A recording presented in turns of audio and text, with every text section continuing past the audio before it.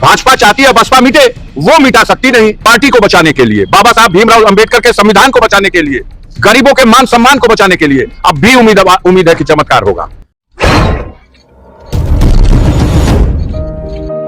साथियों नमस्कार, मैं सत्यानंद स्वामी और आप देख रहे हैं सत्या एक्सप्रेस। दोस्तों, जिस 9 तारीख का इंतजार था, जिस 9 तारीख को बड़ा खेला होने वाला था, यानी ऐसी खबर चल रही थी कि 9 तारीख को बहन कुमारी मायावती यानी बहुजन समाज पार्टी की मुखिया बहुत बड़ा खेला कर सकती हैं। लेकिन आपको बता दूं कि बहुत बड़ी खबर है आज के लिए, बल्कि खेला नहीं, बहुत बड़ा खुलासा हो गया। बल्कि अफजाल अंसारी ने, जो बसपा के सांसद हुआ करते थे पहले गाजीपुर के, उन्होंने बहुत बड़ा खुलासा किया है। इस खुलासे को जान करके आपको हैरानी होगी और साथ ही ये भी सोच पे मजबूर हो जाएंगे कि क्या आने वाले भविष्य में बहुजन समाज पार्टी की सरकार बनेगी या नहीं बनेगी।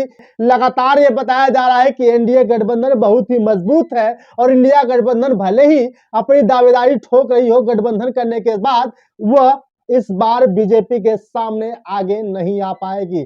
साथ ही महबूबा मुफ्ती का भी बयान आ चुका है। उन्होंने कह दिया है कि मैं भी अकेले दम पे चुनाव लड़ूंगी।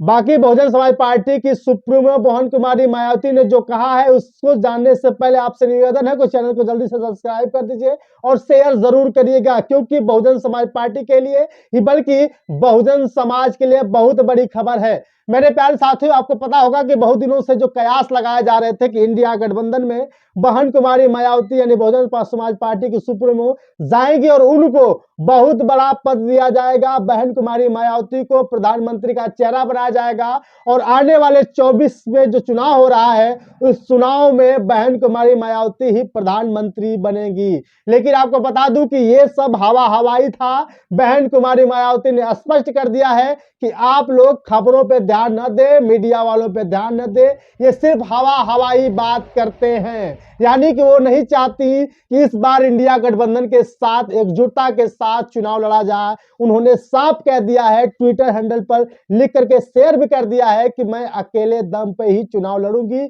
और अकेले दम पे कहा था, जैसा कहा था वैसा ही करूंगी। आप मीडिया पे ध्यान न दें, अफवाहों पे ध्यान न दें। मेरे प्यारे साथियों, बहन कुमारी मायावती ने अपने जन्मदिन के मौके पर कह ही दिया था कि मैं अकेले दम पे चुनाव लड़ूंगी। इसीलिए इस बार भी जो 9 तारीख का बड़ा बयान आने वाला था, बहुत बड़ा खेला होने वाला था, वह स्पष्ट हो चुका है कि बहन कुमारी मायावती 2024 का लोकसभा का आम चुनाव अकेले दम पे चुनाव लड़ेंगी। और आपको बता दूं कि महबूबा मुफ्ती के बारे में कौन नहीं जानता है, जो जम्मू कश्मीर की मुख्यमंत्री हुआ करती, तो उन्होंने भी इंडिया गठबंधन के साथ मिलकर के चुनाव लड़ने का फैसला किया था।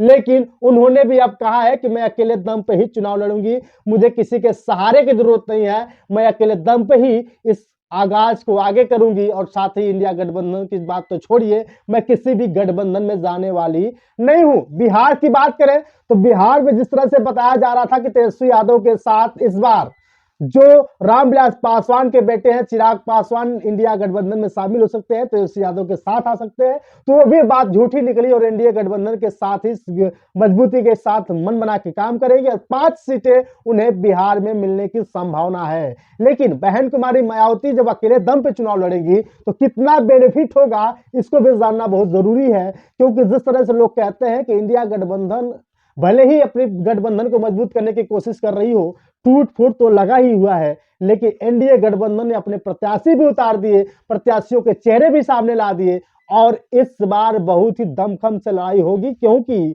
बहन कुमारी मायावती भले ही अकेले दम पे चुनाव लड़ने जा रही है, बीजेपी का सुपड़ा साफ करने में कोई भी कामयाब नहीं होगा। क्योंकि अफजाल अंसारी के इस बयान ने साफ साफ जाहिर कर दिया है कि बहुजन समाज पार्टी यानी बसपा बहन कुमारी मायावती बीजेपी की बी टीम बनती हुई दिखाई दे रही है।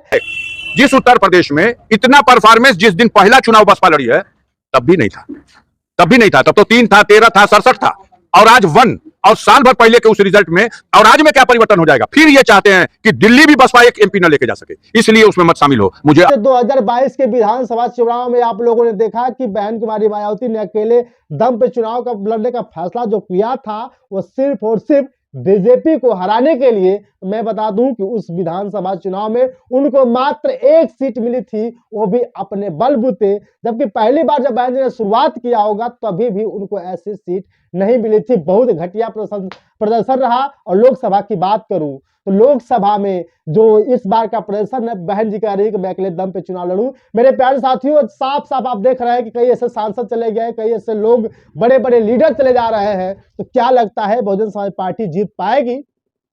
मुझे तो नहीं लगता, क्योंकि एनडीए मजबूत है भाई, बीजेपी मजबूत है, चुनाव कर रहा है, प्रचार कर रहा है, प्रसार कर रहा है। और बीजेपी की बी टीम की बात करूं तो जैसे विधानसभा चुनाव में अकेले दम पर बहन जी ने कुछ नहीं कर पाया, लोकसभा चुनाव में भी बीजेपी का कुछ भी नहीं कोई उखाड़ पाएगा, ना ही कुछ कर पाएगा, क्योंकि बीजेपी हर जगह से मजबूत होती हुई दिखाई दे रही है। मेरे प्यारे साथियों, 10 तारीख को आजमगढ़ में मोदी जी आ रहे हैं और मोदी जी हर जगह जाकर के रैलियां तो कर ही रहे हैं। अब 10 तारीख को आजमगढ़ में मंदोरी एयरपोर्ट का उद्घाटन भी करने वाले हैं। देखना बाकी होगा कि क्या उसमें बहुत बड़ा खेला होता है। और आपको बता दूं कि अगर संविधान बचाना है, अगर अपनी जनता को बचाना है, बहुजन समाज पार्टी को बचाना है, बहुजन समाज को बचाना है, तो बहुजन समाज पार्टी को किसी के साथ गठबंधन कर लेना चाहिए। अन्यथा अगर नहीं करती है तो जो 2022 में विधानसभा के चुनाव में हुआ वही होगा।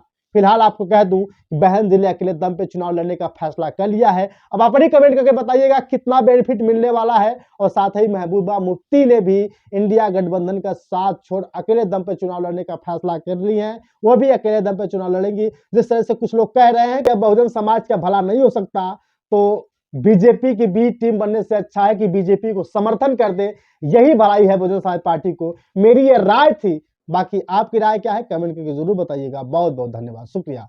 संविधान खतरे में है, बचाना आपको है। अब देखिए कौन आता है। शुक्रिया।